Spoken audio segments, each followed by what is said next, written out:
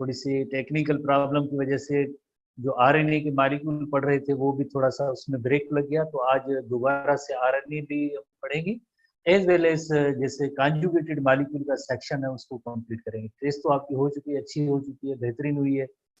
और बट आप जैसे कॉन्जुगेटेड मॉलिक्यूल और टीआरएनए का जो पोर्शन है उसको दोबारा से देखते हैं। तो टीआरएनए के बारे में पढ़ रहे थे हम, उसके जैसे थ्री लूप्स हैं और दो एंड है। जैसे एक 3 प्राइम एंड होता है, और जैसे जो 3 प्राइम एंड होता है उसमें जैसे अमाइनो एसिड की जो लिंकेज होती है, और जो 5 प्राइम एंड भी है। तो आपने ये भी पढ़ा था 5 पे जैसे ग्वानिन होता है, और 3 का जो OH ग्रुप है उसमें CCA जो है एक सीक्वेंस होती है, और इसमें अमाइनो एसिड अटैच होता है। तो ये तो ओवरऑल जैसे टीआरएनए की सीक्वेंस के बारे में हुआ। इसी तरह से एंड्स के बारे में इसी तरह से हम देखेंगे कि इसके अंदर जो 3 लूप्स हैं, जैसे एक डी लूप है, इस स्ट्रक्चर को जैसे हम कहते हैं लूप कहते हैं। जैसे एक टी लूप है, जैसे थीटा लूप भी कहते हैं। और जैसे एक मिडिल लूप है, जैसे मिडिल लूप कहते हैं। जैसे मिडिल लूप के बारे में जैसे आप स्टूडेंट को मालूम है कि यहाँ पे जैसे मैसेंजर आरएनए आता है ना, एमआरएनए जब भी डीएनए से इंफॉर्मेशन लेके आता है तो राइबोसोम में आता है। राइबोसोम्स में अमाइनो एसिड्स जो freely scattered amino acid cytoplasm में पड़े होते हैं, टीआरएनए उनको लाते हैं। तो टीआरएनए का ये जो एंड होता है इसमें जो है, तो ये मिडिल लूप के अंदर भी जैसे हमने पढ़ा था, बेस भी जैसे 7 है, बट उसमें मिडिल ऑफ 3 जो होते हैं वो एंटी कोडान बनाते हैं। जैसे एमआरएनए में एयूजी है, फॉर एग्जांपल एमआरएनए में कोडान अगर एयूजी है तो कॉम्प्लीमेंट्री जो टीआरएनए होगा यहाँ पे यकीनन यूएसी होगा। इसी तरह से ये सीक्वेंस भी दी गई है। जैसे ये एमआरएनए की सीक्वेंस है, फॉर एग्जांपल जीएजी है, तो उसमें सीयूसी जो है कॉम्प्लीमेंट्री टीआरएनए का होगा। तो ये जो लूप है, this loop is called the middle loop, और उसमें एंटी कोडान होता है। एंटी कोडान इसकी की पॉइंट थी। इसी तरह से एक डी लूप है और टी लूप है, इसकी भी कैरेक्टरिस्टिक फीचर्स है। तो आई थिंक हमने काफी सारी इसमें जो पॉइंट्स पढ़ी थी काफी सारी पॉइंट्स पढ़ी थी इसमें डी लूप की भी। और जैसे 3 लूप्स आई थिंक ये पढ़ी थी हमने। 3 लूप्स में मिडिल लूप जो है tRNA composed of 7 bases, the middle 3 are which anticodon जो अभी हमने डिस्कस किया, और complementary to specific codon of mRNA. D loop recognises the activation enzyme. हमारे एनटीपी के अंदर जस्ट एक ही वर्ड लिखा हुआ है एक्टिवेशन एंजाइम, बट ये एक्टिवेशन एंजाइम थोड़ी सी इसकी डिटेल है जो रेगुलर और फुल एंट्री टेस्ट के स्टूडेंट है उन्होंने जैसे पढ़ा है, बहुत ही अच्छे तरीके से पढ़ा है कि ये activation recognises the activation enzyme. Activation enzyme जो होता है वो अमाइन एसाइल टीआरएनए सिंथेज होता है, उसके बारे में बात हो रही है। और ये अमाइनो एसिड और टीआरएनए का जो कॉम्प्लेक्स है उसको रिकॉग्नाइजेशन उसकी रिकॉग्नाइज करता है ताकि वो आए राइबोसोम में आए टीआरएनए। तो उसको रिकॉग्नाइज करने के लिए जो एंजाइम होता है एक्टिवेशन एंजाइम है उसको जो रिकॉग्नाइज करता है। जैसे आपको पता है कि मैसेंजर आरएनए तो डीएनए से आया था, राइबोसोम के साथ अटैच हुआ, बट जो टीआरएनए होता है टीआरएनए अमाइनो एसिड के साथ आके राइबोसोम में आता है। तो राइबोसोम में आएगा तो एक एंजाइम होगा वो इसको रिकॉग्नाइज करेगा इस टीआरएनए और अमाइनो एसिड कॉम्प्लेक्स को। तो जस्ट डी लूप के बारे में इतना सा एक छोटा सा टर्म में ज्यादा डिटेल नहीं है। जो आपकी ग्रुप्स में जो थोड़ी सी पॉइंट शेयर की गई थी वो थोड़ी सी इनकी डिटेल है, याद करने की जरूरत नहीं है। आप भले याद ना करें बिकॉज इंटर क्लास में थोड़ी डिटेल वाला टॉपिक मौजूद है। इतफाक से इस बार स्टूडेंट ने पढ़ा और वो माइनस हो गया, बट इसका फंक्शन जो है वहां पे हायर क्लास में थोड़ी सी डिटेल में है। यहाँ पे सिर्फ आपको ये नोट करना है, it recognises the D loop recognises the activation enzyme, बस इतना ही याद करना है।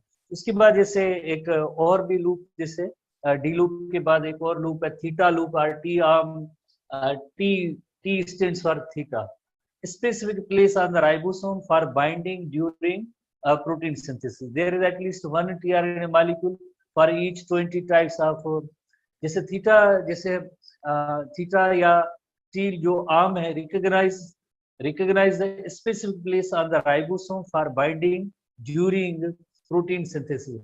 तो इसका काम ये होता है कि जैसे आपको पता है कि जैसे टीआरएनए भी आते हैं राइबोसोम के साथ, प्लस में अब टीआरएनए किस पॉइंट या लोकेशन पे राइबोसोम पे आने हैं और देन अमाइनो एसिड जो ला रहे हैं साथ साथ उनकी भी देन बॉन्डिंग होनी है, पॉलीपेप्टाइड चेन अब अमाइनो एसिड बनना है, तो थीटा लूप का टी आर्म का रिकॉग्नाइज है specific place on the ribosome for binding. Binding जैसे टीआरएनए जो एक अमाइनो एसिड लेके आ रहा है उसके साथ यकीनन बाइंडिंग भी होगी, प्रोटीन सिंथेसिस के दौरान इसका यानी जो रोल है, ठीक है। Acts to form a tRNA ribosome complex during translation, यानी ये जो ग्रीन लेटर्ड वर्ड है जो आपको प्रीवियसली हमने शेयर किए, इनका जो टेक्स्ट बुक में कोई जैसे ये पॉइंट्स नहीं, आप भले इनको याद ना करें, एक्सप्लेनेशन है। रिकग्निशन साइट रिकग्नाइज करता है, आइडेंटिफाई करता है for the ribosome to form tRNA ribosome complex, यानी टीआरएनए आएगा राइबोसोम के साथ जैसे आके जो बाइंड होगा, लिंक होगा, अटैच होगा उसके साथ, उसको उसकी साइट को, जगह को रिकॉग्नाइज करने का काम ये थीटा लूप या टी आर्म जो परफॉर्म करती है। तो इन चीजों को याद करने की जस्ट जरूरत नहीं है, जस्ट जो टेक्स्ट बुक में एनटीबी के अंदर जो पॉइंट्स हैं उन्हीं को आपको याद करना है। जैसे कि आपको बताया कि there are 20 types of amino acid, amino acid की जो तादाद होती है, आपको बताया कि आपने पढ़ा है बायोलॉजिकल मॉलिक्यूल में 20 टाइप्स ऑफ अमाइनो एसिड। तो जो साइटोप्लाज्म होता है, साइटोप्लाज्म के अंदर जैसे टीआरएनए मॉलिक्यूल होते हैं, हर एक टीआरएनए मॉलिक्यूल एक specific type of amino acid को कैरे और पिक करता है। तो एटलीस्ट 20 टाइप्स ऑफ टीआरएनए तो होने चाहिए, 20 टाइप्स ऑफ टीआरएनए होने चाहिए ताकि हर एक अमाइनो एसिड को वो पिक करे। बट साइटोप्लाज्म के अंदर 20 से भी ज्यादा आइडेंटिफाई हुए, 60 टीआरएनए हैव बीन आइडेंटिफाइड। थोड़ी सी नंबरिंग में, फिगर्स में, इंटर क्लास में थोड़ी सी डिफरेंट है, एसटीबी में डिफरेंट है, जो मींस हमारे टेक्स्ट बुक में रखी गई चीजें हम उन्हीं को देखेंगे। तो आप ये 60 tRNA have been identified, 20 types के तो अमाइनो एसिड है, उनको पिक करने के लिए एक स्पेसिफिक टीआरएनए होता है, बट उससे भी ज्यादा जैसे 60 types. However human cells contain about 45 different kinds of tRNA molecules. जैसे ह्यूमन बीइंग में जैसे एसटीबी में लिखा हुआ 40, और यहाँ पे जैसे एसटीबी इंटर क्लास के एसटीबी में 40 टाइप्स लिखा और यहाँ पे 45 लिखा है।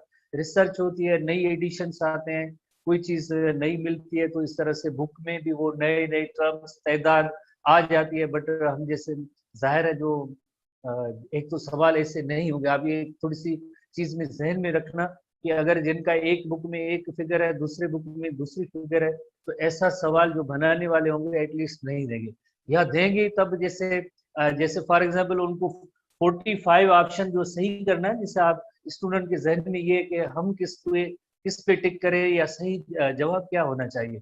तो जैसे देखें, एक तो दो सिमिलर जैसे दो डिफरेंट बुक्स के जैसे तादाद है, नंबर है, वो एक क्वेश्चन में एटलीस्ट नहीं आएगी। जैसे अगर मैं भी क्वेश्चन बनाऊं इस तरह का, तो यानी 40 और 45 नहीं आएंगे, तो या 30 आएंगे या 35, या 30 होंगे या 34 होंगे। दो डिफरेंट टेक्स्ट बुक की एक फिगर एक एमसीक्यू में नहीं आ सकते, आपको दोनों फिगर से याद करने। अगर 45 का ऑप्शन पड़ा है तो आप 45 करें, या किसी ने जैसे 40 का ऑप्शन है तो आपको 40 करना। इस तरह से जो दो डिफरेंट बुक्स की जो फिगर्स होती है, तो उनको सही मेथड ये होता है कि आप याद करें, फिर अगर दो नहीं होंगे, दो ऑप्शन ऐसे नहीं होंगे, बट अगर है भी तब भी तो आपको तो याद है, आप उस पे जो है राइट पे ऑप्शन पे जाएंगे। इसी तरह से each transport specific amino acid for cytoplasm to the surface of ribosome for protein synthesis. आपको पता है कि ये जो टीआरएनए मॉलिक्यूल होते हैं, राइबोसोम में आते हैं। राइबोसोम में जैसे यहाँ पे एमआरएनए के अंदर सारी इंफॉर्मेशन होती है, उसकी अकॉर्डिंगली अमाइनो एसिड लाते जाएंगे और polypeptide chain of amino acid बनती है, जिससे हम कहेंगे प्रोटीन सिंथेसिस। तो इस तरह से जो है टीआरएनए का रोल होता है। टीआरएनए का एक बहुत इंपॉर्टेंट रोल है ट्रांसफर करना। क्या साइटोप्लाज्म के अंदर अमाइनो एसिड्स जो पड़े हैं उनको राइबोसोम तक ले आने का काम करेक्टली, ऐसे नहीं अपनी चॉइस से। करेक्टली का मतलब होता है कि यानी जो एमआरएनए के अंदर जो ऑर्डर सीक्वेंस तरतीब होती है, उसकी अकॉर्डिंगली जैसे अमाइनो एसिड आते जाएंगे और एक correct polypeptide chain of amino acid बनाने में टीआरएनए का भी एक इम्पोर्टेंट रोल होता है। ठीक है, तो इस तरह से जो है there are 3 types of tRNA हमने पढ़े, डायग्राम भी पढ़ी, और इसी तरह से ये ऐसी पॉइंट्स या इलस्ट्रेशन डायग्राम्स आपके पास इससे पहले से मौजूद है। जैसे आप देखें, ये जो टीआरएनए कॉम्प्लेक्स है जिसमें एक एंड पे ये अमाइनो एसिड है, अमाइनो एसिड मौजूद है, और दूसरे एंड पे इसका ये एंटीकोडॉन मौजूद है। अमाइनो एसिड एंटीकोडॉन मौजूद है, और ये जो मॉलिक्यूल है इस मॉलिक्यूल का नेम है टीआरएनए मॉलिक्यूल है। ये टीआरएनए मॉलिक्यूल वन एंड पे जैसे अमाइनो एसिड है, अनदर एंड पे जैसे एंटीकोडॉन है, एंटीकोडॉन है। एंटीकोडॉन कॉम्प्लीमेंट्री होता है एमआरएनए के। जैसे अगर देखें एमआरएनए में इंफॉर्मेशन यू यू यू है तो इसका एंटीकोडॉन होगा ए ए ए। अगर एमआरएनए में इंफॉर्मेशन यूसीजी है तो एंटीकोडॉन इसका होगा एजीसी। इसी तरह से आप देख रहे हैं कि हर एक टीआरएनए होता है एक अमाइनो एसिड को पिक करता है, तो इसी तरह से अमाइनो एसिड एक दूसरे के साथ जो इंफॉर्मेशन एमआरएनए की अमाइनो एसिड की जो यहाँ पे राइबोसोम में आके असेंबलेज होगी और बॉन्ड बनता जाएगा और एक polypeptide chain of amino acid होगी। जो इंस्ट्रक्शन एमआरएनए की इस सीक्वेंस में मौजूद है उनके अकॉर्डिंगली ये जैसे बनते जाएंगे polypeptide chain of amino acid. इस तरह से जो है प्रोटीन सिंथेसिस का अमल होता है। हायर क्लास में जैसे इंटर क्लास में इसका एक फुल चैप्टर भी मौजूद है, वहां भी डिस्कस। ये जो मॉलिक्यूल है जैसे राइबोसोम का मॉलिक्यूल, जिसके दो सब यूनिट्स है आपको पता है, एक लार्जर है एक स्मॉलर सब यूनिट है। उसमें जो प्लेस और पॉइंट्स हैं 3 प्लेसेस होती हैं। जैसे इसमें तो 2 शो की गई हैं, जैसे एक APE साइट्स होती है हायर क्लास में। तो जाहिर है जैसे हमने पढ़ा है डिस्कस किया है कि यानी टीआरएनए अमाइनो एसिड सबसे पहले जैसे ये आएंगे भी सही इसमें, जैसे स्मॉलर सब यूनिट और एमआरएनए टीआरएनए, और उसके बाद लार्जर सब यूनिट आएगा तो एक कॉम्प्लेक्स बनता है। ये डिटेल आगे मौजूद है। इस पॉइंट पे अगर बायोलॉजिकल मॉलिक्यूल में देखा जाए तो सिर्फ टेक्स्ट बुक की जो पॉइंट्स हैं आप उनको देखना है, समझना है। जेनेटिक कोड भी आपको याद नहीं करना है, जेनेटिक कोड हायर क्लास में याद करने की जरूरत थी बट इस साल तो नहीं हुआ ये काम। ठीक है, उसके बाद जैसे अब हम नेक्स्ट जो हेडिंग है वो कॉन्जुगेटेड मॉलिक्यूल है। जैसे देखें एक होता है पॉलीमर होता है, दूसरा होता है कॉन्जुगेटेड मॉलिक्यूल, दोनों में फर्क है। पॉलीमर में जैसे अगर आप देखें पॉलीसेक्राइड पॉलीमर है, वो किसका बना हुआ है, छोटे छोटे उनके सब यूनिट्स हैं जिन्हें हम कहते हैं मोनोमर। सब यूनिट को कहेंगे मोनोमर। जैसे सेल्यूलोस है उसके अंदर ग्लूकोज ग्लूकोज ग्लूकोज लिंक है। ग्लाइकोजन है ये भी एक पॉलीमर है, बिकॉज उनके सारे एक जैसे यूनिट्स हैं, सेम सिमिलर यूनिट्स है। जैसे प्रोटीन पॉलीमर है, अमाइनो एसिड का बना हुआ है, प्रोटीन पॉलीमर है अमाइनो एसिड का बना हुआ है। इसी तरह से जो न्यूक्लिक एसिड्स हैं ये पॉलीमर है, किसके बने हुए हैं, न्यूक्लियोटाइड्स के बने हुए हैं। इसी तरह से आप लिपिड्स देखें पॉलीमर है, फैटी एसिड एंड ग्लाइसरॉल के बने हुए, फैटी एसिड एंड ग्लाइसरॉल के बने हुए। तो ये पॉलीमर मोनोमर के बने होते हैं। बट कॉन्जुगेटेड मॉलिक्यूल होता है, एक कॉन्जुगेशन लफ्ज की मीनिंग होती है यूनियन, या जिस तरह से हम कहें कि दो डिफरेंट मॉलिक्यूल। पॉलीमर में सारे उनके मोनोमर एक जैसे थे, बट यहाँ पे दो डिफरेंट मॉलिक्यूल्स हैं, उनकी कॉम्बिनेशन से एक अनदर जो मॉलिक्यूल जो बनता है उसे हम कहेंगे कॉन्जुगेटेड मॉलिक्यूल। लफ्ज कॉन्जुगेशन की मीनिंग होती है यूनियन। जैसे किसकी यूनियन, जैसे दो डिफरेंट जैसे पहले से जो मॉलिक्यूल बने हुए हैं, जैसे कार्बोहाइड्रेट प्रोटीन पहले से बने हुए हैं तो कार्बोहाइड्रेट और प्रोटीन की कॉम्बिनेशन से जैसे ग्लाइकोप्रोटीन बनता है। लिपिड एंड कार्बोहाइड्रेट जैसे ग्लाइकोलिपिड है, लिपिड एंड प्रोटीन लिपोप्रोटीन है। इसी तरह से प्रोटीन एंड न्यूक्लिक एसिड तो हम उसे कहेंगे न्यूक्लियो प्रोटीन। ऐसी 4 कैटेगरीज मौजूद हैं जिनको आप वर्ड से भी जैसे आइडेंटिफाई कर सकते हैं कि इसकी मीनिंग क्या हो सकती है, या ये जो मॉलिक्यूल है ये किस चीज का बना होगा। वर्ड से अगर आप वर्ड को ही ब्रेक करेंगे तब भी मीन्स उसमें मीनिंग आ ही जाती है। जैसे कॉन्जुगेटेड मॉलिक्यूल टर्म है, सबसे पहले टर्म है conjugated molecule. Molecules when joined by other kinds of molecule are called as conjugated molecule. Example है जैसे ग्लाइकोलिपिड। तो जहां भी बायोलॉजिकल मेडिकल साइंसेस में ग्लाइको लफ्ज इस्तेमाल होता है, ग्लाइको लफ्ज की मीनिंग होती है कार्बोहाइड्रेट। ग्लाइकोलिपिड तो आप सोचेंगे यकीनन आपको ऐसा टर्म आप ब्रेक करेंगे तो उसकी डेफिनेशन या मीनिंग आ ही जाएगी। ग्लाइकोलिपिड यानी एक ऐसा कॉन्जुगेटेड मॉलिक्यूल है जो मींस कार्बोहाइड्रेट और लिपिड की कॉम्बिनेशन से बना है, कार्बोहाइड्रेट और लिपिड की कॉम्बिनेशन से बना है। ठीक है, हम जैसे कहेंगे इसमें रीजनिंग नहीं है, एनालिसिस नहीं है, इक्वेशन नहीं है। हम ये टर्म सामने पड़ा है, आप ब्रेक करें लफ्ज को, इसको याद करें, यही बायोलॉजी होती है। और जैसे इसमें जो इतनी ज्यादा जैसे कहें ना ये डेफिनेशन टाइप जो सवाल होते हैं तो उसमें लॉजिकल बात कोई नहीं होती। जैसे ग्लाइको प्रोटीन, ग्लाइको अगेन जैसे कार्बोहाइड्रेट, कार्बोहाइड्रेट एंड प्रोटीन की कॉम्बिनेशन से ग्लाइकोप्रोटीन।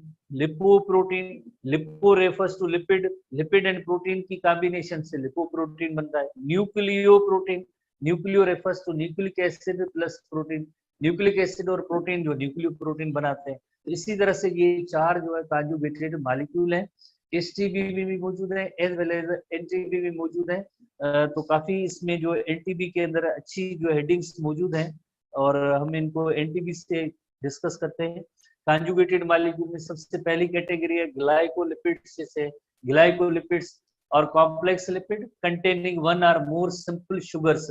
बिकॉज ग्लाइको पार्ट किसको शो करता है? ग्लाइको पार्ट कार्बोहाइड्रेट और शुगर को शो करता है। और दूसरा कंपोनेंट क्या होगा? यकीनन इसके साथ ग्लाइकोलिपिड के साथ एक कार्बोहाइड्रेट है, शुगर्स है, और दूसरा कंपोनेंट होगा लिपिड्स होंगे। In connection with long fatty acid और अल्कोहल, लॉन्ग फैटी एसिड और अल्कोहल लिपिड पार्ट है और ये जो ग्लाइको रेफर्स टू कार्बोहाइड्रेट। अब क्वेश्चन ये है कि ऐसे मॉलिक्यूल कहाँ कहाँ पाए जाते हैं, या दूसरे लफ्जों में हम कहेंगे कि इस जो ग्रुप है या क्लास है उसमें कौन से एग्जाम्पल्स हैं, कहाँ कहाँ पाए जाता है। तो glycolipids are present in white matter of the brain. जिन्होंने इंटर क्लास पढ़ी है थोड़ी बहुत तो उनको पता है कि ग्रे मैटर होता है, दूसरा व्हाइट मैटर होता है। ब्रेन और स्पाइनल कार्ड के अंदर ये जाहिर है कंपोजिशन थोड़ी सी अभी फिलहाल आपको जस्ट ये टर्म याद करना है, आगे हायर क्लास में आप पढ़ेंगे। And myelin sheath of nerve fibre, जैसे आपको पता है कि जो न्यूरॉन होता है उसमें माइलिनेटेड जो न्यूरॉन होता है, माइलिन जिससे लिपिड का एक टाइप है, तो इसकी वजह से जो मैसेजेस और इम्पल्स जो है थोड़े से फास्ट जाते हैं। साल्टेटरी कंडक्शन होती है, जो मीन्स जिन्होंने इंटर थोड़ा पढ़ा है उनको पता है। बट यहाँ पे आप ये नोट करेंगे कि माइलिन शीथ भी लिपोप्रोटीन इन नेचर है और glycolipid in nature. And chloroplast membrane, इसकी जो मेम्ब्रेन है, ये थ्री एग्जाम्पल्स जो है ना आपको याद करने हैं। जैसे ये लिपिड मेम्ब्रेन है, लिपिड मेम्ब्रेन तो जैसे ये फास्फोलिपिड मॉलिक्यूल प्लस में कार्बोहाइड्रेट के जो रेसिड्यू या उसके थोड़े से कंपोनेंट होते हैं, तो इस तरह से जो मॉलिक्यूल बनेगा उसे हम कहेंगे ग्लाइकोप्रोटीन कहेंगे। such molecule is called as glycoprotein. Glyco refers to sugar component और ग्लाइकोलिपिड सॉरी, और ये लिपिड है, लिपिड का बाइलेयर। तो इस तरह से जो अब ये मॉलिक्यूल बना उससे हम कहेंगे ग्लाइकोलिपिड। ग्लाइको पार्ट किसको शो कर रहा है? ग्लाइको पार्ट शुगर रेजिड्यू को जैसे, और लिपिड पार्ट जैसे फास्फोलिपिड है, तो इसे लिपिड को हम कहेंगे ग्लाइकोलिपिड। जैसे क्लोरोप्लास्ट की मेम्ब्रेन में भी पाए जाते हैं, myelin sheath of the neuron इसमें भी पाए जाते हैं। इसी तरह से white matter of the brain जैसे उसमें भी व्हाइट मैटर उसमें भी मौजूद है। एग्जाम्पल की कैटेगरी याद करनी थी, जस्ट कैटेगरी है, और इसके अलावा इतनी कोई जैसे बायोलॉजी के अंदर काफी सारी चीजें जो मेमोराइजेशन की होती है, क्रैमिंग की होती है, तो यकीनन आपने जो क्रैमिंग की होगी तो उस टेक्निक के जरिए आप जो भी सवाल आएंगे तो आप सही उसको हल कर सकते हैं। बट आसान ट्रिक ये होती है कि आप जो टर्म को ब्रेक करें और यकीनन उसकी कंपोजिशन मालूम हो जाएगी, प्लस में आप थोड़े से एग्जाम्पल्स हैं उनको आप नोट करेंगे। तो conjugated molecule में another category is the glycoproteins formed when protein are covalently attached to the carbohydrate. Word से जा रहा है glyco refers to जो है कार्बोहाइड्रेट है, carbohydrate plus protein is glycoprotein, carbohydrate plus protein is glycoprotein and widely distributed in the cells. Function कैसे हैं उनमें? फंक्शन में जैसे हार्मोन जो होते हैं, काफी हार्मोन होते हैं, उनकी केमिकल नेचर भी जैसे ग्लाइकोप्रोटीन इन नेचर होती है।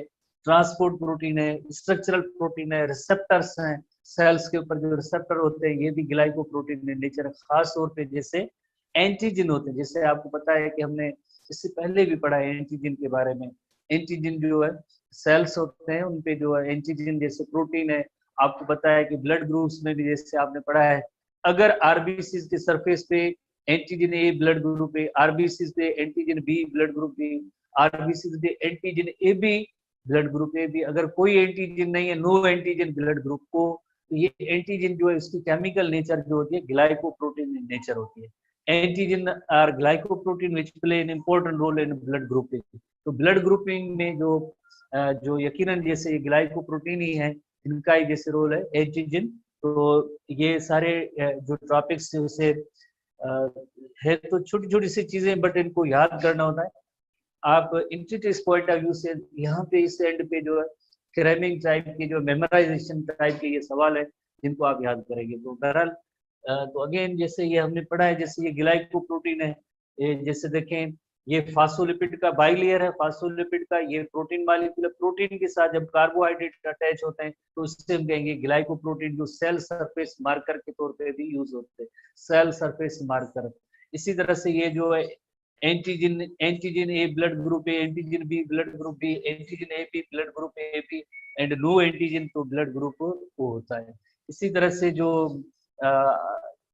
एसटीबी फर्स्ट ईयर, उसमें आपने जैसे एचआईवी के बारे में पढ़ा होगा, एचआईवी की जो सरफेस होती है उस पे रिसेप्टर्स ग्लाइकोप्रोटीन, अगर थोड़ा सा आप रिकॉल करेंगे तब एसटीबी चैप्टर 5 के अंदर ये भी पॉइंट आपको याद ही आ जाएगी, ठीक है ना। एचआईवी जैसे ये एचआईवी वायरस है, एचआईवी यकीनन ये वायरस है, उस पे जो है जो ये रिसेप्टर्स है, जैसे आज जैसे कोविड की भी आप जैसे कोविड है उसमें भी ऐसे रिसेप्टर्स होते हैं, ये जो आपको छोटे छोटे इसमें क्लिप्स जैसी लगी हुई है, बॉल छोटे छोटे, वो रिसेप्टर होते हैं। तो ये रिसेप्टर की इनकी नेचर जो होती है, रिसेप्टर, ये रिसेप्टर्स है, रिसेप्टर होंगे तो यकीनन किसके साथ बाइंड करेंगे, रिसेप्टर जो है जाहिर है उसका जो होस्ट सेल होगा उसके साथ बाइंड करेंगे। तो ये जैसे ह्यूमन होस्ट सेल है, उसका साइटोप्लाज्म सेल मेम्ब्रेन उसके साथ ये पार्ट होता है, तो उसके साथ ये जो रिसेप्टर जो है, रिसेप्टर की भी केमिकल नेचर जैसे ग्लाइको प्रोटीन इन नेचर है, फर्स्ट ईयर में एसटीबी में भी ये मौजूद है पॉइंट,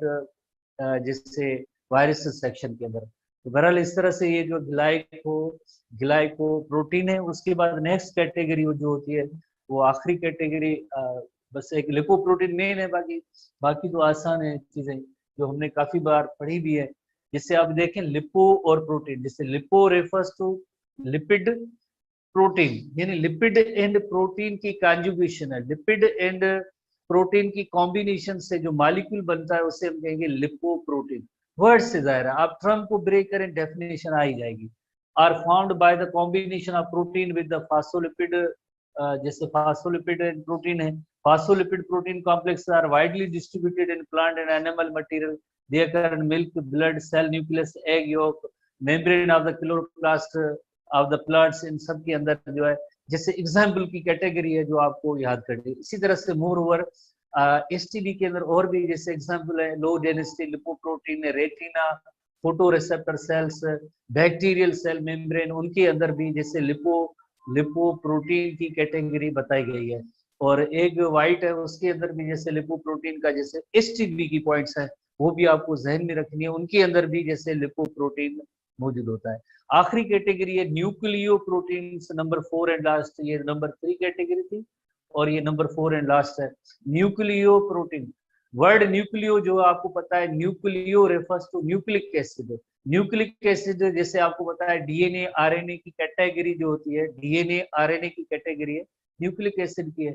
तो न्यूक्लियो प्रोटीन उसमें क्या होगा, न्यूक्लियो प्रोटीन वर्ड से जा रहा है, यानी एक न्यूक्लिक एसिड प्लस प्रोटीन होगा, consist of simple basic protein and nucleic acid, जैसे they are found in chromosomes and ribosome.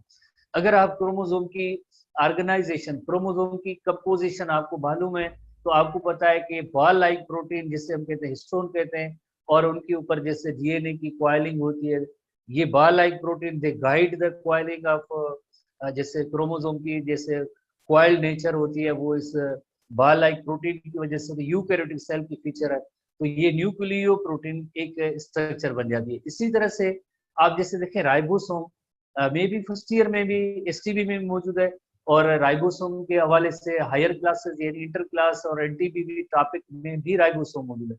Ribosomes chemically किसके बने हुए, ribosomes are chemically composed of, जैसे एक प्रोटीन्स होते हैं, एसटीबी में लिखा हुआ है 50 different types of protein, 50 different types of protein होते हैं, प्लस में जैसे एक आरएनए होता है, और उस आरएनए का यकीनन आपने नेम नोट किया होगा, आरएनए, राइबोसोमल आरएनए।